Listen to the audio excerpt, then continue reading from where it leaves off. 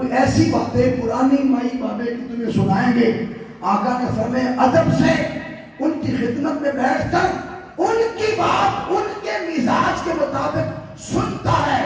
اگر تو نے ان کی باتیں سننے میں ایک رات ان کی نظر کر دی تو تیری 1000 سال کی، اور ایک روایت میں ہے کہ 1000 راتوں کی عبادت سے وہ رات افضل ہے۔ رات تو نے ان کی یہ بولیاں سننے میں لگا دی، وہ تمہیں کوئی نماز نہیں سکھا رہے، روزہ حج زکات نہیں سکھا رہے، کوئی دین کی تبلیغ نہیں کر رہے، تمہیں سادہ سادہ باتیں کر رہے ہیں۔ وہ لسی والی مائیں آتی تھی، وہ دودھ لینے آتے تھے، وہ جاگ لگاتے تھے، ہم یہ کرتے تھے، ہم مدانی میں دودھ بناتے تھے، مکھن بناتے تھے، یہ باتیں کریں گے۔ فرمایا یہ باتیں سننا بھی تیری 1000 رات کی عبادت سے افضل ہے۔ بتاؤ تو صحیح، جن ماں باپ کو رب نے یہ شان یہ مقام عطا فرمایا ہے، ان کی خدمت کرنے میں کیا ملے گا جن کی عبادت سے سبحان اللہ سبحان اللہ۔ ابھی لوگ ونصلي على رسوله النبي الأمين الحليم المكين الكريم الرؤوف الرحيم، أما بعد أعوذ بالله من الشيطان الرجيم، بسم الله الرحمن الرحيم، وبالوالدين إحسانا، صدق اللہ مولانا۔ نہایت ہی محترم الکرام، مکرم و محتشم علماء ذوالفقار، شناخنان شیرین نساء، مہمانان اعتبار اور حاضرین و سامعین، اللہ رب العزت کا لاکھ لاکھ شکر ہے کہ جس نے ہم سب کو اپنے پیارے حبیب مقدم صلی اللہ علیہ وآلہ وسلم کی عظیم اور قریب امت میں پیدا فرمایا۔ ہم سب دعائی مغفرت اور طلب بخشش کے لیے حاضر ہیں۔ پروردگار محترم گلزار بٹی صاحب، پرویز بٹی صاحب، محمد جاوید بٹی صاحب، اللہ تعالیٰ کی والدہ مرحومہ مغفورہ کی بخشش فرمائے۔ ان کو تھوڑی کام سادہ کرنا چاہتا ہوں۔ اللہ تبارک و تعالیٰ ان کو قبر میں آقا صلی اللہ علیہ وسلم کی شناخت اور پہچان نصیب فرمائے۔ ماہ ربیع الاول شریف کا صدقہ اللہ ان کو قبر میں بہاریں عطا فرمائے۔ میں بہت سارا وقت بھی دیتا ہوتا ہوں، میری طبیعت ایسی نہیں ہے کہ میں آپ کو مجبور کروں۔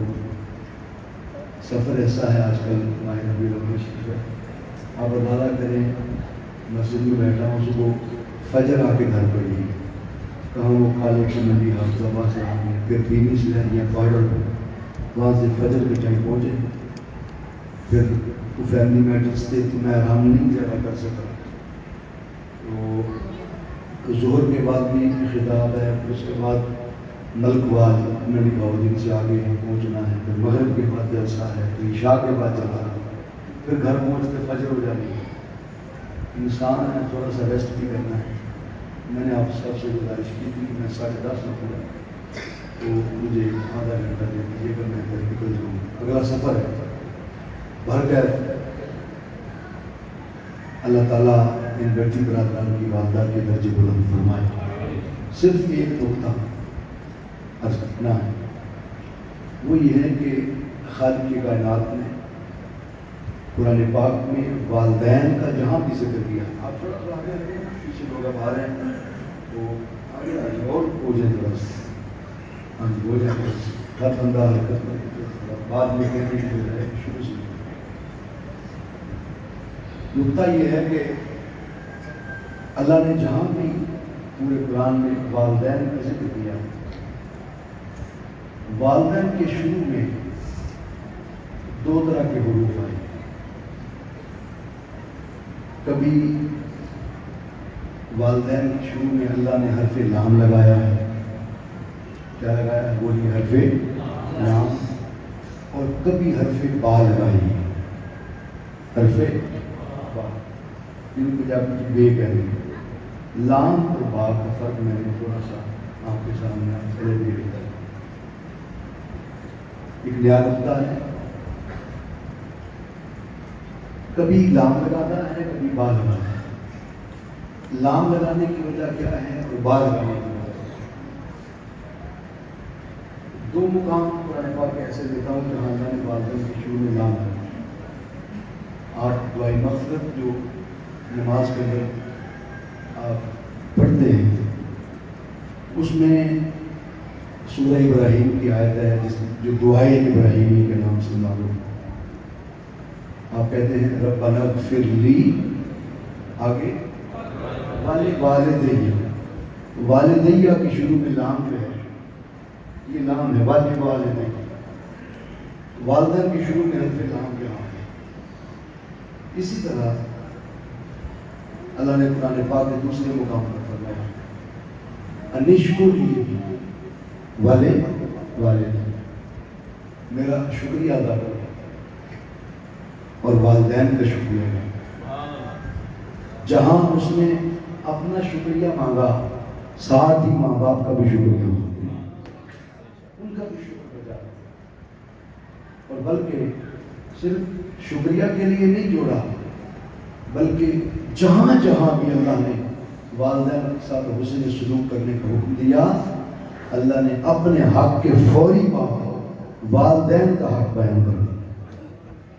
کوئی مقام اٹھا میں اس طرف نہیں جانا چاہتا ہوں, ایک الگ موضوع چھپ جائے. اسی نقطے پر فوکس کرنا چاہتا ہوں. والدین کے شروع میں حرف لام ہے. کیا ہے بولی حرف لام. اب 2-3 آیتیں آپ کو حرف با بنے. اللہ نے قرآن پاک میں فرمایا سورۃ البقرہ پہلا سپارہ ورس نمبر 83 آیت 83. اللہ نے فرمایا وَإِذْ أَخَذْنَا مِيثَاقَ بَنِي إِسْرَائِيلَ لَا تَعْبُدُونَ إِلَّا اللَّهَ. آگے پڑھیے وَبِالْوَالِدَيْنِ إِحْسَانًا. یہاں والدین کے شروع میں کیا لگی بولی حرف با. پہلی آیتوں میں کیا تھا بولی حرف لام. اور یہاں کیا ہے بولی حرف با. اور ایک اور فرق سمجھ لیں, جہاں بھی والدین سے حسن سلوک کرنے کا حکم کر احسان کا لفظ وہاں لام نہیں آئے گا والدین کے شروع, ہمیشہ حرف با. دوسرے مقام پر سورہ آل عمران آیت نمبر 36 میں اللہ نے قرآن پاک میں فرمایا وَاعْبُدُوا اللَّهَ وَلَا تُشْرِكُوا بِهِ شَيْئًا. اور اللہ کی عبادت کرو اس کے ساتھ کسی کو شریک نہ ٹھہراؤ. آگے فرمایا وَبِالْوَالِدَيْنِ إِحْسَانًا. والدین کے ساتھ احسان کرو. کیا کرو بولیے احسان کرو. پھر تیسرے مقام پر فرمایا اللہ تعبدوا الا ایاہ وبالوالدین احسان. آپ نے دیکھا کبھی والدین کے شروع میں حرف لام لگاتا ہے اور کبھی بولو حرف با لگاتا ہے. تو کیا فرق ہے کہ کبھی لام لگاتا ہے کبھی با لگاتا ہے. سن لیں, جب لام آئے گا اس میں ڈائریکٹ کا معنی نہیں پائے گا, اس میں ریفلیکٹ کا معنی پائے جائے گا, اس میں واسطہ ہوگا, کہیں سے ہو کے آنا, کہیں سے بولیے ہو کے آنا.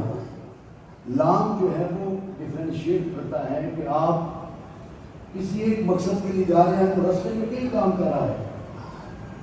اس کو کہتے ہیں ریفلیکٹ انداز, ڈائریکٹ نہیں بلکہ ریفلیکٹ, منعکس انداز ہے.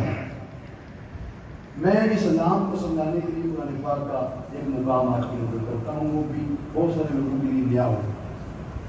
یہ تو آپ نے سن رکھا ہے کہ اللہ نے حضرت موسیٰ علیہ السلام کو کوہ طور پر کیا عطا فرمائی تھی, بولو اپنی تجلی. بولیے کیا اپنی صفت کی تجلی عطا کی.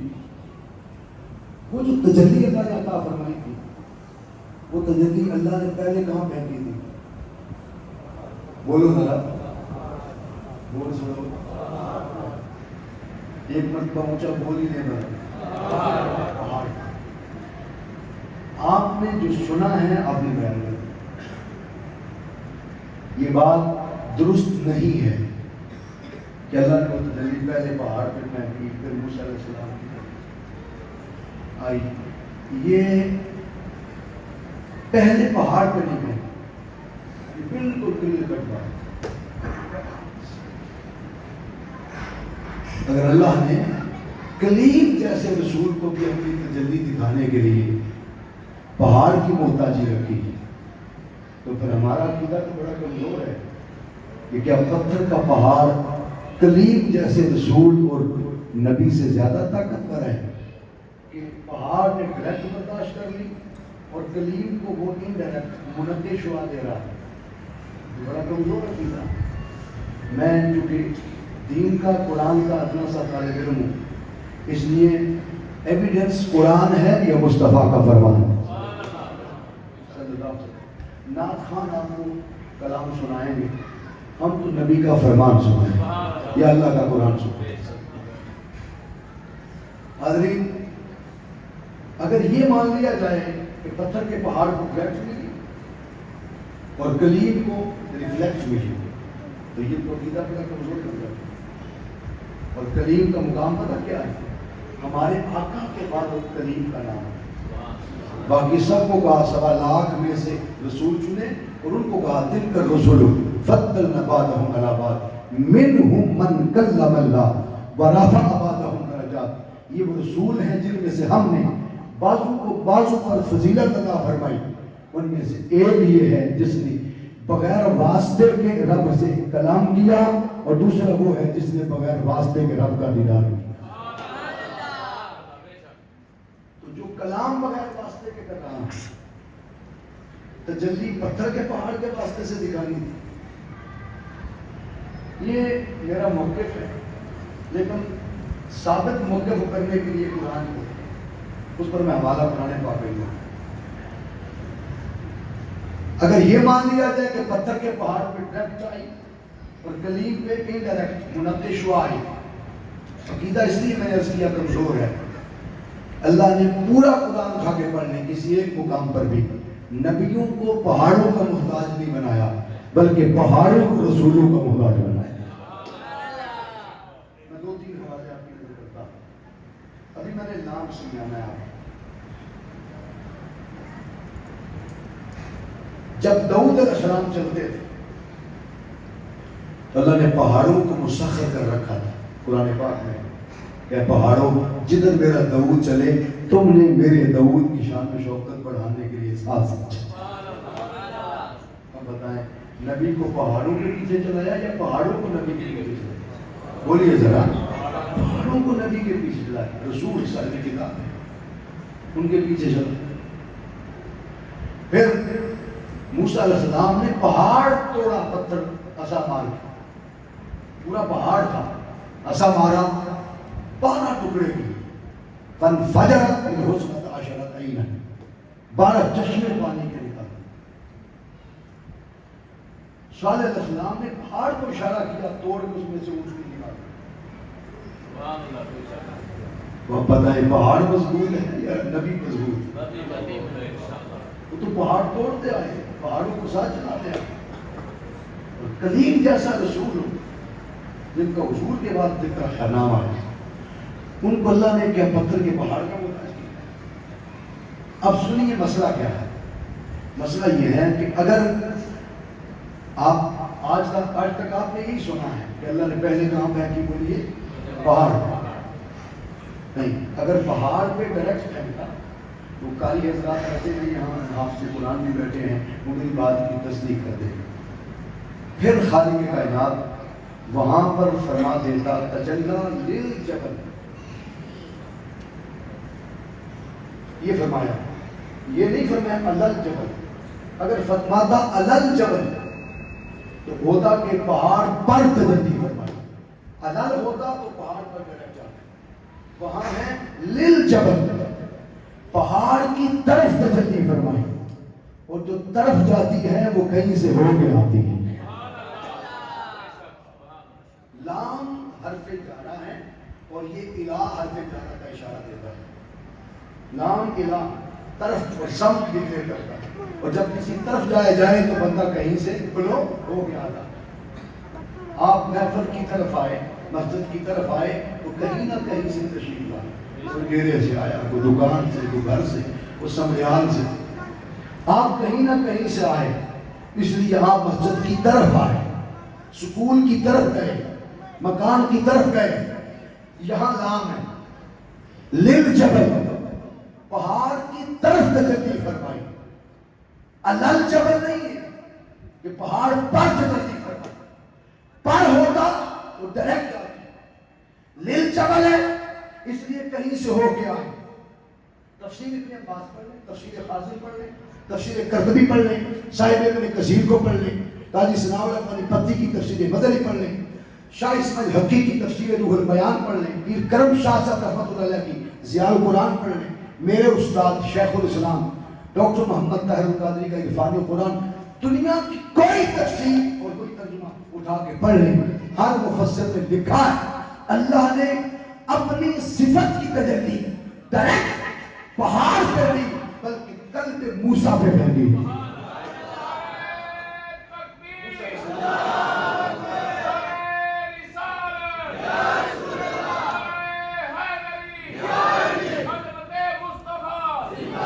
پہلے موسیٰ علیہ السلام کے دل پہ پھیلی.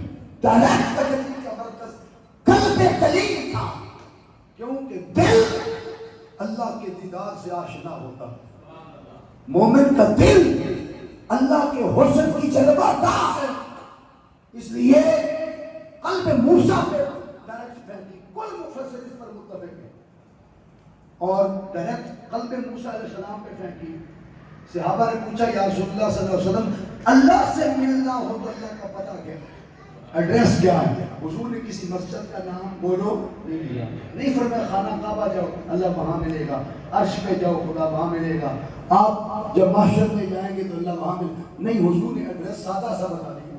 فرمایا فی قلب المؤمن، اللہ مومنوں کے دلوں میں ملتا. عام مومنوں کے دل خدا کی جلوہ گاہ ہے، وہ تو قلب کریم ہے اور قلب موسیٰ ہے. How is it possible کہ پتھر کا پہاڑ ڈائریکٹ برداشت کرے اور نبی کا دل برداشت نہ کرے؟ اس لیے پہاڑ پر الل جبل ڈائریکٹ نہیں تھی، لیل جبل. پہلے ڈائریکٹ قلب موسیٰ پہ پھینکی، پھر قلب موسیٰ سے منقش ہوا پہاڑ کی طرف گئی. یہ ہے لیل جبل. تو یہاں لام آیا، کیا آیا بولیے؟ لام اشارہ ہے ہو کے کہیں سے آئے، سمت کا اشارہ دیتا ہے، ڈکلیئر کرتا ہے. اور با جو ہوتی ہے نا با، اس کو تمام گرامر کی کتابوں میں اردو تفریح کے مذہب کی مذہب میں یہ بات کر رہا ہوں، تمام گرامر کی کتابوں میں با کے کئی معنی ہیں. ان میں سے ایک معنی ہے با برائے اتصال. اتصال کہتے ہیں ڈائریکٹ جڑنا، متصل ہونا. جڑی ہوئی شے کو متصل کہتے ہیں، منفصل نہیں ہے، ان میں ڈسٹنس نہیں، فاصلہ نہیں، جڑا ہوا ہونا. یہ ممبر میرے ساتھ بولیے جڑا ہوا، میں ممبر کے ساتھ بولیے جڑا ہوں. یہ مجھ سے متصل ہے، اسی سے وصل ہے، اسی سے وصال ہے. بندہ وصال کر گیا، دنیا سے بچھڑ گیا، خدا اور مصطفیٰ سے مل گیا. قبر میں آمینہ کے لال سے ملاقات ہو گئی، اس لیے اس کا وصال ہوا. تو وصال، وصل، متصل، اتصال، یہ ایک ہی معنی میں ہے. تو بابرا اتصال ہے. تو وَبِالْوَالِدَيْنِ احسانا، یہاں احسان کا جب حق تو فرمایا ان کے ساتھ احسان کا پہلا تعلق اور پہلا حق تو ہوتا یہ ہے حقوق کے باب میں. فرمایا ان کا حق یہ نہیں ہے کہ جب تم ان پر احسان کرنے کے لیے نکلو تو پہلے اپنے آفس جاؤ، پھر وہاں سے محلے میں کسی کا میٹر لگا دو، پھر کسی کا جمع کروا دو، پھر چلتے چلتے ہمارے گاؤں میں جنازہ تھا کسی کا، وہاں چلے جاؤ. اور جب جنازے سے فارغ ہوئے تو یاد آیا کہ اس گاؤں میں تو میرے ماں باپ بھی رہتے ہیں، چلو جاتے جاتے ایز اے فارمیلٹی وہاں بھی حاضری دیے جاتا ہوں، ان کی بھی زیارت کیے جاتا ہوں. دورہ کام ہو جائے گا، باقی بھی کام ہو جائیں گے، یہ بھی کام ہو جائے گے. نہیں، اللہ نے باپ پر اتصال لگا کر ہمیں احسان میں ماں باپ کا پہلا حق بتایا. پر میں ان کے ساتھ احسان یہ نہیں کہ تم اپنے کام کرتے پھرو اور انڈائریکٹ ان کی خدمت میں جاؤ اور پہلے کسی اور سمجھ جاؤ اور اپنے کام کرتے پھرو.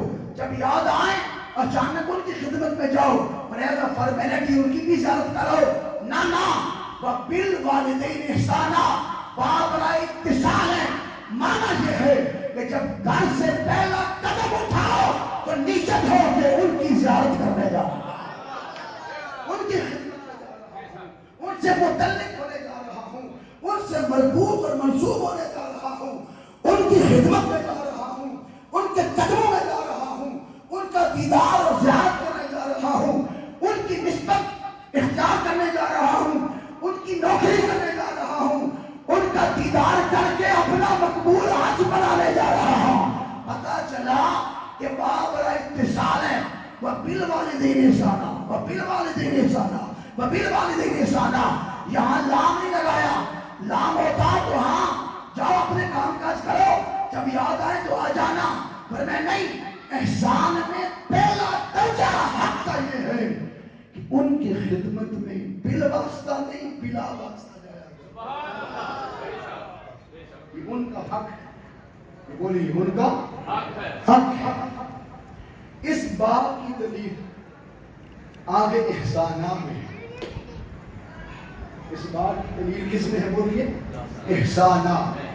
احسانہ بطور حال مستقل مانا گیا ہے, یہ بطور فعل نہیں ہے.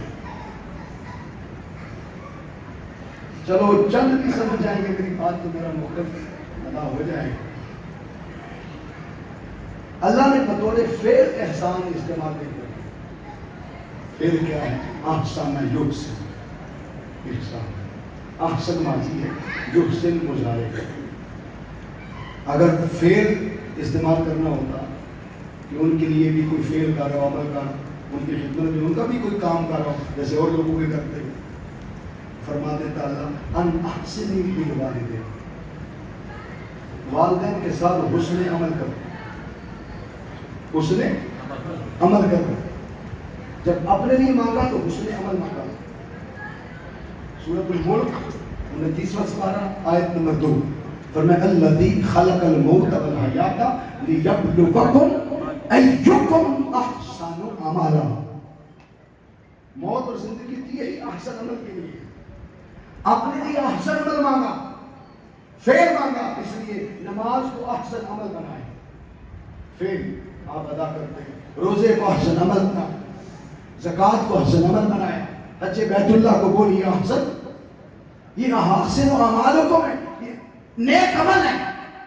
لیکن ماں باپ کی خدمت آئی تو فرمایا اوروں پر احسان ہے, چچے پر, پھوپھی پر, خالہ پر, رشتہ داروں پر, محلے والوں پر. تمہارا اتنا ہی احسان بڑا ہے ان کا کوئی کام زندگی میں کر دو. کسی کا میٹر لگوا دیا, ساری زندگی آپ اس کے محسن. آپ کا بچہ بھرتی کروا دیا, ایک کام کیا, ساری زندگی بوجھ کو نہیں یا کسی اور دے بولو تو صحیح, میٹر پر دکھ رہا ہے, ساری زندگی نسل والی ہے, انہیں سارا ایک کام کیا. پتا چلا اوروں کا ایک کام کر دو تم اس کے لیے محسن.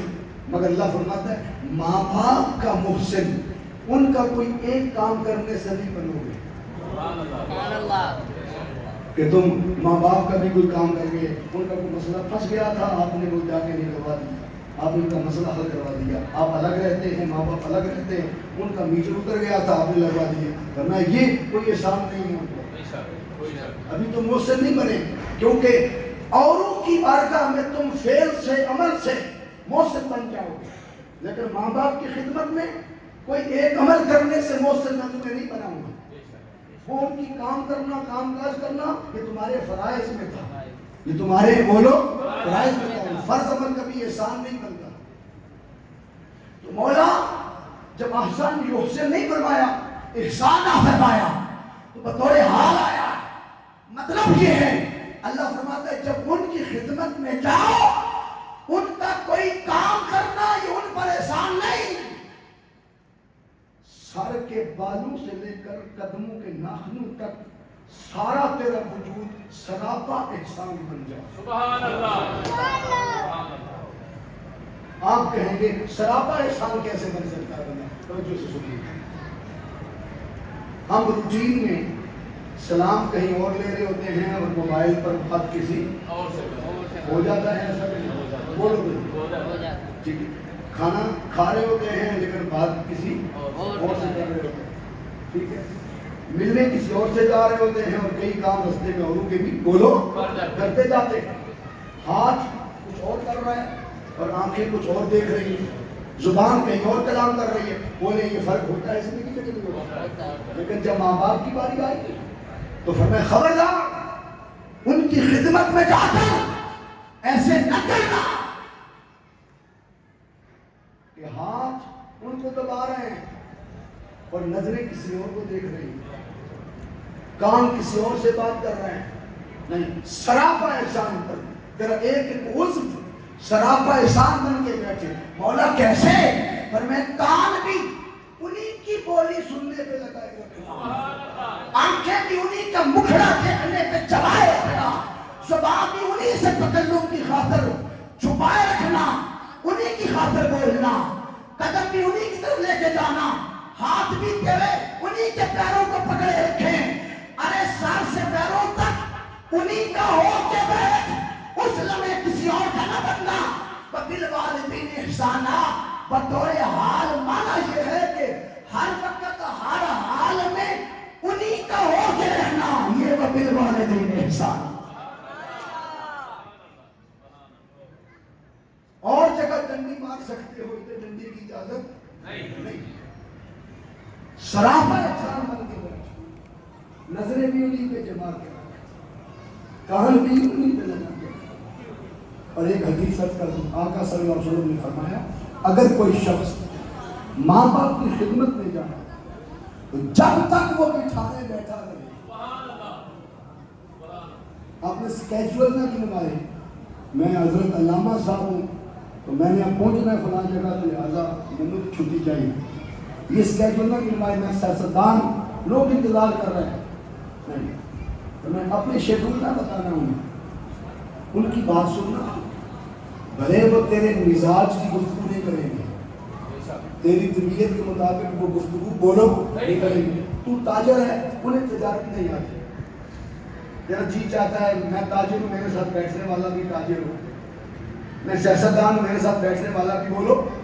وہ سیاستدان بھی نہیں, وہ سیاسی بات بھی نہیں کریں گے, وہ عالم بھی نہیں, تو عالم ہے, تیری ساتھ علمی بات بھی نہیں کریں گے. وہ نعت خان بھی نہیں, تو نعت خان ہے, وہ نعت خانی کی بات بھی تیرے ساتھ نہیں کریں گے. وہ تو اپنی تو پرانی کسی پیٹھی بات کریں گے کہ جب ہم گاؤں میں رہتے تھے تو وہاں ایک مائی لسی لینے آتی تھی, وہ بیٹھی رہتی تھی, یہ باتیں کرتی تھی, پھر جاتے ہوئے آگ بھی لے جاتی تھی, لسی بھی لے جاتی تھی, اور یہ باتیں ہم سے کرتی تھی. کوئی ایسی باتیں پرانی مائی بابے کی تمہیں سنائیں گے. آقا نے فرمایا ادب سے ان کی خدمت میں بیٹھ کر ان کی بات ان کے مزاج کے مطابق سنتا ہے. اگر تو نے ان کی باتیں سننے میں ایک رات ان کی نظر کر دی تو تیری 1000 سال کی, اور ایک روایت میں ہے کہ 1000 راتوں کی عبادت سے وہ رات افضل ہے. تو نے ان کی یہ بولیاں سننے میں لگا دی. وہ تمہیں کوئی نماز نہیں سکھا رہے, روزہ حج زکات نہیں سکھا رہے, کوئی دین کی تبلیغ نہیں کر رہے, تمہیں سادہ سادہ باتیں کر رہے ہیں. وہ لسی والی مائی آتی تھی, وہ دودھ لینے آتے تھے, وہ جاگ لگاتے تھے, ہم یہ کرتے تھے, ہم مدانی میں دودھ بناتے تھے, مکھن بناتے تھے, یہ باتیں کریں گے. فرمایا یہ باتیں سننا بھی تیری 1000 رات کی عبادت سے افضل ہے. بتاؤ تو صحیح, جن ماں باپ کو رب نے یہ شان یہ مقام عطا فرمایا ہے, ان کی خدمت کرنے میں کیا ملے گا جن کی عبادت سے سبحان اللہ. ابھی نوکری آگے اور لفظ ہے والدین, یہ تسنیہ ہے. تسنیہ دو کو کہتے ہیں, ایک کو نہیں کہتے, اس لیے جو حدیث مغالطے میں ہے نا کہ ان دونوں میں سے کسی ایک کے پیر دبا لیں تو دونوں کے لکھے جائیں گے, وہ مغالطے میں. کسی ایک کا ساتھ دیں گے تو دوسرے کا خود بخود مل جائے گا, وہ دھوکے میں. والدین تسنیہ کہتے ہی دو کو ہیں, دونوں کا حق الگ الگ. اس لیے حضور نے فرمایا جنت ماں کے پیروں کے نیچے الجنت تحت اقدام الامہات, جنت ماؤں کے قدموں کے نیچے. اب کوئی بندہ آپ میں سے یہ کہہ سکتا ہے کہ میری ماں کے پیر کے نیچے پوری جنت نہیں, جنت میں سے 1 فٹ جنت میری ماں کے پیر کے نیچے, وہ قدم چھوٹا کہہ سکتا ہے, آدھی جنت بھی کہہ سکتا ہے. حضور نے جب پوری بچھائی ہے, سبحان اللہ, وہ الگ بات ہے کہ میری نظر نہیں دیکھ سکی, ہم احاطہ نہیں کر سکے کہ 1 گٹھ پیر ہوئے تو تھلی پوری جنت کے. 2 فٹ کا پیٹ ہو تو بچے کی پوری کائنات اندر رکھ سکتا ہے. 2 گز کی قبر ہو تو تا حد نکاح کھول سکتا ہے. 2 گز کی قبر ہو تو جنت کی کیاری مومن کی قبر کو بنا سکتا ہے. اب جنت کی کیاری آپ کے گھر کے تھوم والی اور پیاز والی کیاری کے برابر نہیں, جنت کی کیاری ہے. اگر مومن کی قبر ہو اور آقا اپنے روضہ پاک میں ہو, روایت میں آتا ہے کہ درمیان سے سارے پردے اٹھا دیے جائیں گے اور مومن قبر میں بیٹھا مصطفیٰ کو روضے میں بیٹھا دیکھے گا. اگر یہاں سے مدینہ پاک تک ہو سکتا ہے, آنکھ نے دیکھا 2 گز کی ہے, خدا اور مصطفیٰ نے بتایا نہیں, جس آنکھ سے تجھے سورج نظر آیا مومن کی قبر اس سے بھی زیادہ کھول دی ہے, تو مومن کی نگاہ اس سے بھی آگے ہے. اب بتائیں, علم مشاہدہ سے بات آگے چلی گئی, اور وہ جو کہتے تھے صرف آنکھ جو دیکھے وہی حقیقت ہے. یہ بیالوجی پڑھیں, بیالوجی بایو میں چیپٹر ہے علم مشاہدہ. سائنسدان کا دعویٰ تھا کہ جو آنکھ دیکھے وہی درست ہے, جہاں آنکھ کی رسائی نہ وہ درست نہیں, یہ وقت تھا. اور یہ پریکٹیکلی آپ نے بھی کیا, جنہوں نے بال میرے اور چپے ہو گئے وہ جواب دیں کہ 25, 30, 35 سال پہلے یہ فلٹریشن پلانٹ تھے, بولو نیچرل شخص تھا, ہونے سے بغیر کسی کرتے نہیں تھا, نہیں نا, کیسے پیتے تھے, اسی نال مٹی کا پانی پیتے تھے. کیوں پیتے تھے, آپ ہتھیلی پہ رکھتے تھے, آنکھ سے دیکھتے تھے, آنکھ کہتی تھی ٹھیک ہے, آنکھ کہتی تھی میلا نہیں ہے, گندگی نہیں ہے, پی جاتے. آج وہی نل, وہی ٹوٹی, وہی نل کا آپ کے گھر میں, اب بھی آنکھ کہتی ہے صاف ہے, اب کیوں نہیں پیتے بابا جی, اب کیوں نہیں پیتے؟ پتا چلا آنکھ تو آج بھی اسے صحیح کہہ رہی. اس نے کہا بابا خوردبین کے نیچے اس میں سے قطرہ رکھا گیا, ایکسپیریمنٹ سے پتا چلا, تجربے سے, کہ اس میں بڑے مضر جراثیم ہیں جو مجھے آنکھ سے نظر نہیں آتے, وہ خوردبین نے بتایا ہے. پتا چلا کہ اگر جو تجھے نظر نہ آئے خوردبین بتائے تو یقین نیزلے پر, ایکوا پر پکا ہے. جو قدم کے نیچے پوری جنت تجھے نظر نہ آئے, یقین پکا رکھ, خدا نے بتایا ہے, مصطفیٰ نے فرمایا. پوری جنت ہے, پوری جنت ہے. کوئی یہ نہیں کہہ سکتا کہ کوئی شہد کی نہر نہیں ہے درمیان میں. وہ محشر کے دن جب آنکھیں ملیں گی نا وہ دیکھنے والی, پھر پتا چلے گا کہ پوری جنت ہے. میں آپ کو اس پوائنٹ سے ذرا لانا چاہتا تھا, حضور کے میلاد کی بھی جھلک دے دوں. اللہ کا میلاد ہے, حضور کا حق ہے.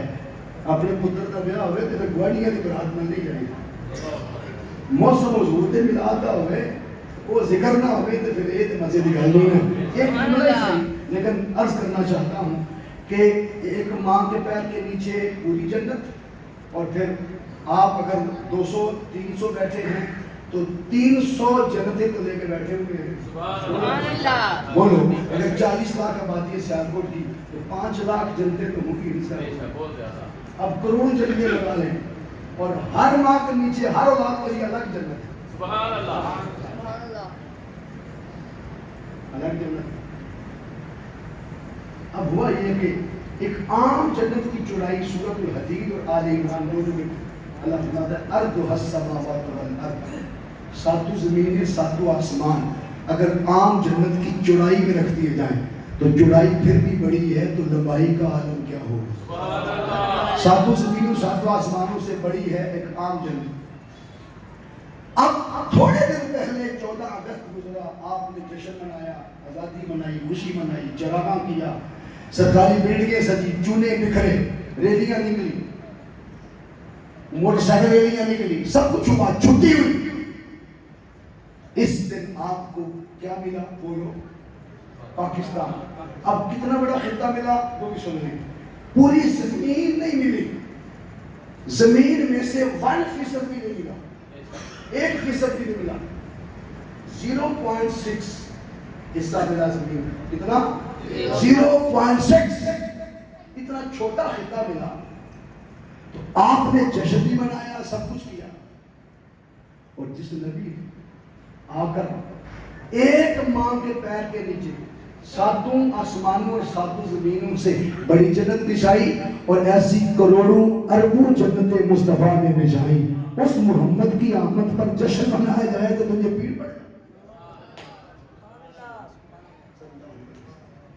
اب جشن آزادی کا دن ختم ہوا تو رات میلاد کی آ گئی. اس دن نے میلاد کی رات سے جڑ کر یہ بتایا ہے اگر میرے خوشی منانے پر جشن ہو سکتا ہے، آج رات شروع کرو. وہ مصطفیٰ ہے جو گزر جائیں تو خدا جنت بنا دے گا. ماں بین بیتی بمنبری روضۃ من ریاض الجنہ. جو 3 بیٹیوں کو رخصت کرے، حضور فرماتے ہیں ماں باپ کو جنت دے گا. جو 2 بیٹیوں کو رخصت کرے جنت دے گا.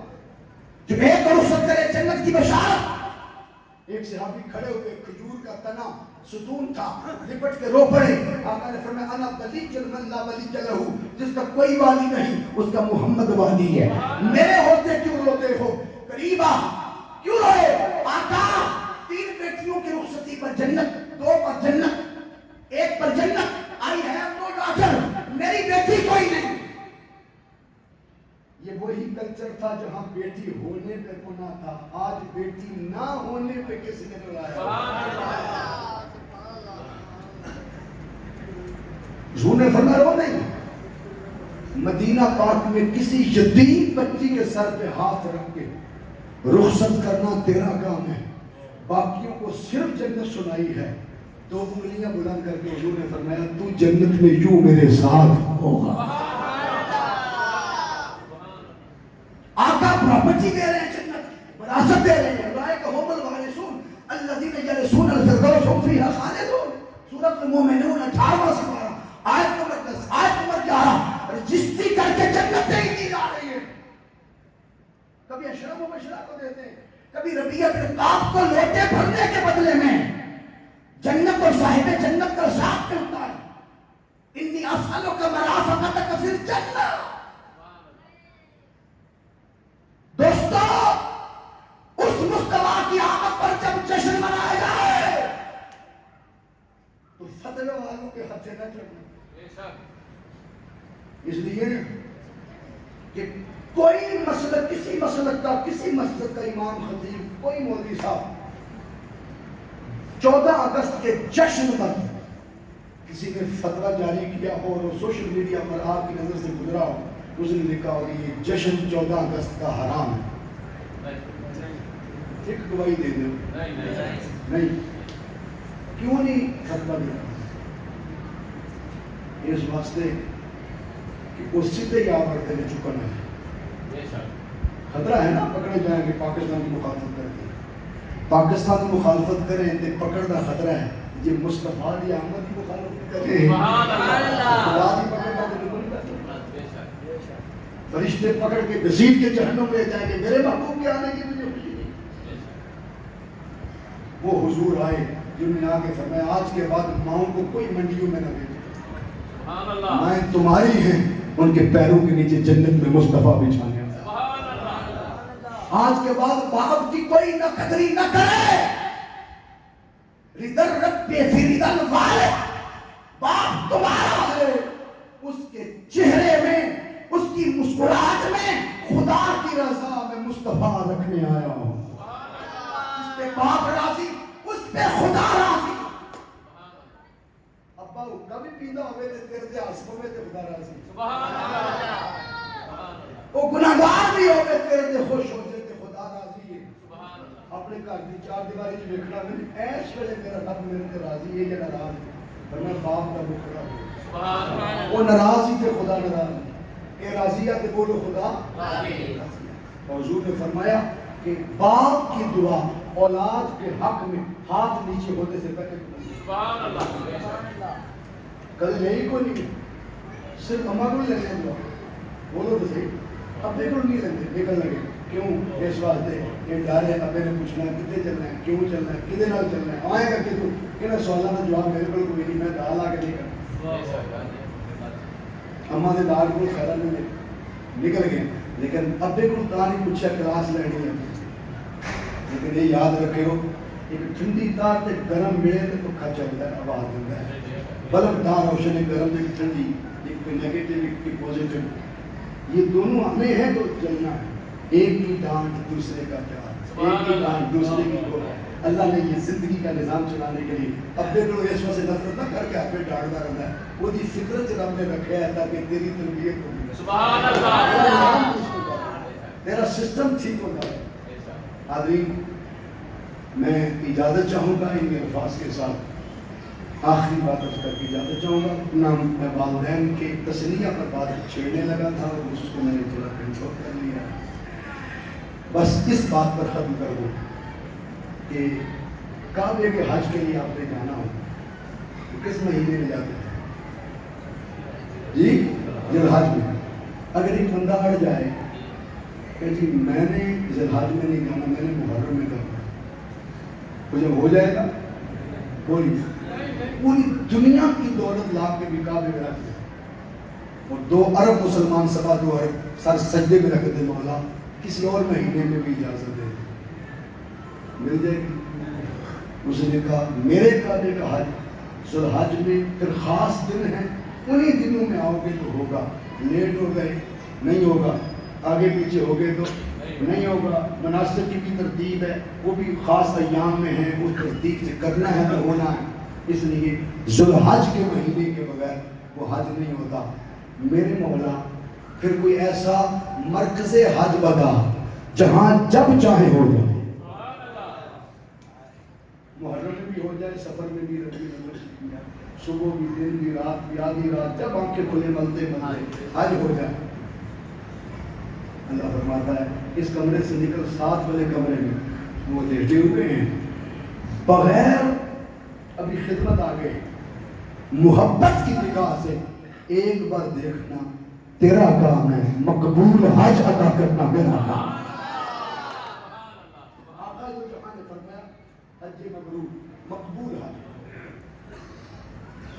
کعبے والے حج کی 12 لاکھ لگا کے کی گارنٹی کوئی نہیں قبول ہے کہ نہیں اس کی گارنٹی سبحان اللہ طواف کے پھیرے بھی نہیں لگائے صفا مروا بھی دوڑا بھی کوئی نہیں پیدل بھی کوئی نہیں چلنا پڑا یہ تو نکلے نال کے کمرے سے دیکھا ایک صحابی نے پوچھا حضور جو 100 پر دیکھے تھے میں 100 حج کا سب سبحان اللہ حضور نے پھر اس 100 کے آگے عدد کو فکس نہیں کیا روکا نہیں جب نہ روکے تو پھر مباح ہے بات آگے چل سکتی اشارہ دے دیا اگر 1 گھنٹے میں 1000 بار دیکھ لو تو گھنٹے میں 1000 سبحان اللہ اور یہ نہ سمجھو کہ حج اس حج نال چھوٹا ہے نہیں ایسا نہیں ہے حضور نے مقبول حج کہہ دیا تو حج ہے سبحان اللہ بے شک کوشش کریا کرو اماں دے نال عمرہ کریا کرو تہاڈا انہاں دا عمرہ ہو جائے گا تہاڈا حج ہو جائے گا سبحان اللہ بے شک انہاں دا عمرہ ہو جائے گا بولو تہاڈا حج ہو جائے گا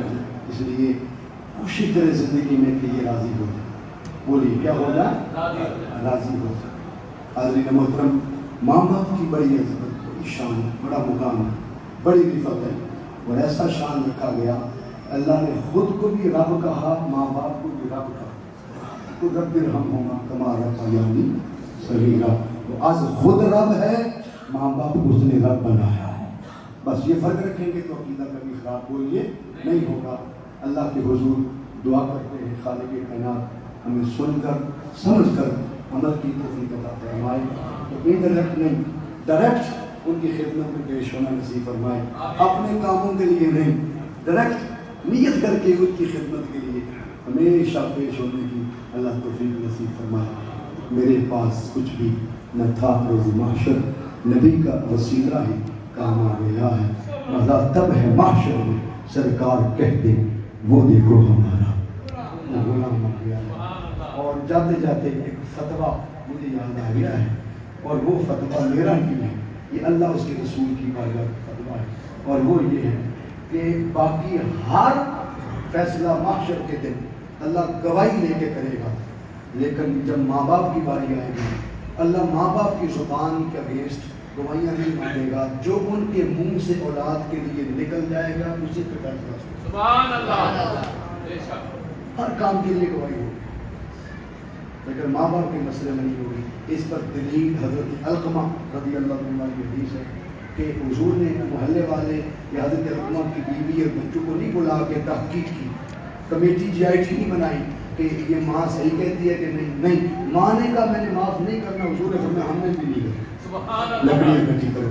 تو ماں باپ کی زبان پر فیصلہ ہے.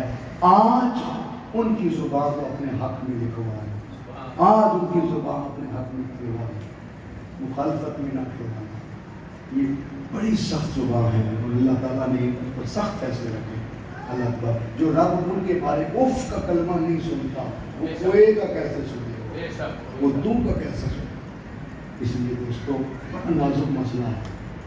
اللہ تعالیٰ سن کر سمجھ کر عمل کی توفیق عطا فرمائے. وما علینا الا